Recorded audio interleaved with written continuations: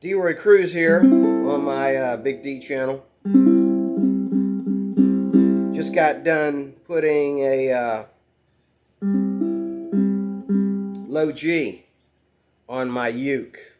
Real quickly, what can I say about the low G? Well, it doesn't, first off, it doesn't, have that,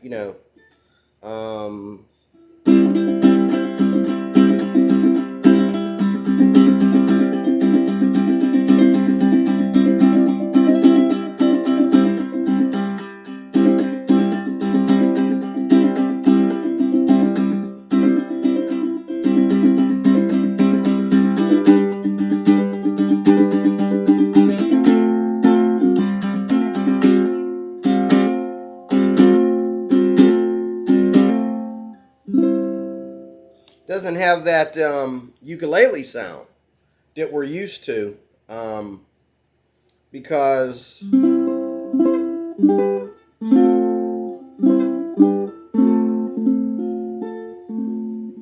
doesn't have that ukulele sound that we're so used to.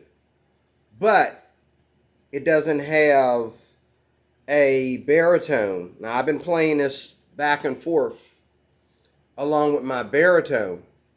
It doesn't sound like a guitar or a baritone uke either. Okay? It doesn't sound like my guitarlele either. My guitarlele has the same exact tuning. It doesn't sound like a guitarlele either. What it sounds like is, number one, the guitar, or I'd say the baritone rather, in a higher register. What it sounds like is, it sounds like a different instrument than a guitar. It does. It still, it does. Most of us were afraid that when we put a low G on our uke, that it would sound like a guitar. But it really doesn't. It still has its own unique sound. Now, the good thing is I've been playing a lot of songs on here in a different key, of course, that is, in a different key that I play on my baritone. I've been able to do stuff like, like this.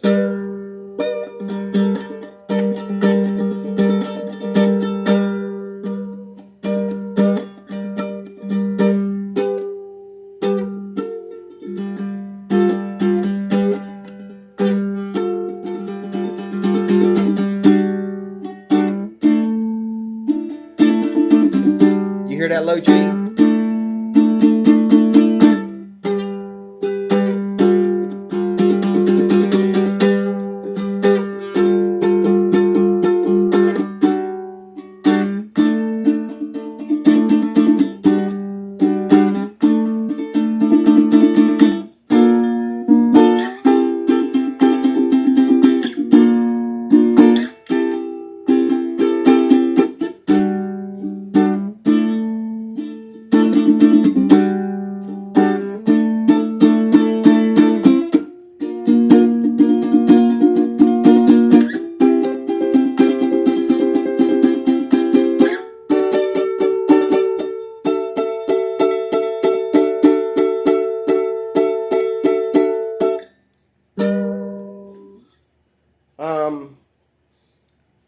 That little progression right there is hard to do on a standard ukulele. I still have the high G over there on my, well, what I did was I took a low G. I bought a low G string for this particular uke, and I installed it. I still have the old high G. I got it wrapped up in case I need it and want to put it back on this uke. On my concert over there, I have the high G. And since I've put the low G on here, I've been playing it much more. I don't know why. I guess because when it comes to playing worship music, I like to be in a more warmer vein. when it comes to playing mellow music, like, this low G is very mellow. Like, even with the chords, like, let's say you're playing your simple.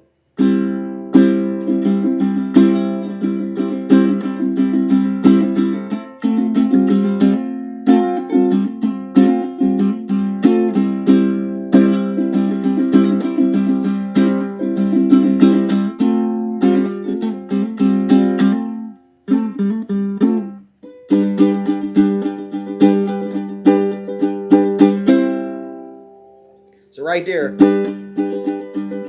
So like when you're playing here, there's like a mixture there. Like when you're playing in the higher notes, then, but soon as you hit that F chord, it sounds more vintage, like a guitar.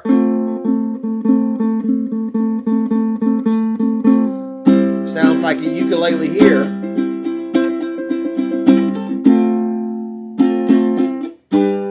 Then back to ukulele. And so it's like what a lot of the pros will do when they put a low G on here is they'll just play the three strings like they did on the. They'll play it the same way they did the high G. When they put the low G on there, they'll play the upper strings and then they'll use the.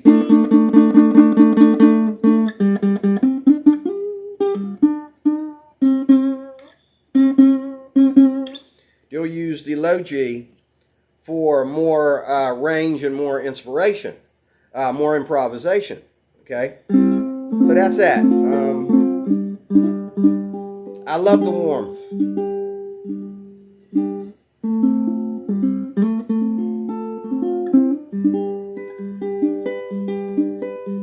And I agree with most of the pros as they say, when it comes to playing leads and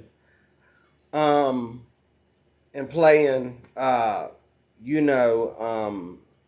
more vintage types of chords, like jazz or something like that, it does sound better with a low G. And I've just been playing the stuff lately on here since I put the string on here that I don't normally play. I've been playing, my, worship music,